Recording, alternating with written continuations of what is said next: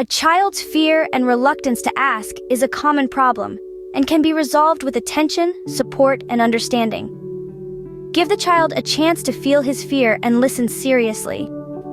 Ask the child the reasons for his fear and let him know that you're with him. Give the child a safe environment to ask good questions. Reassure her that it's okay to ask any kind of question and that you're always there for her. Give the child a light to urinate at night.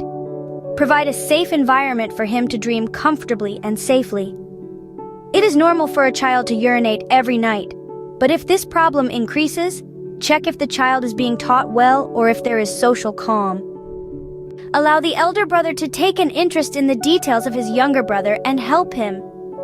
Let her feel that you care for her. Remember that every child is different, and it is effective to respect their weaknesses and strengths with attention, love, and understanding. If you have any problem, please comment, inshallah. Also like and subscribe to the channel.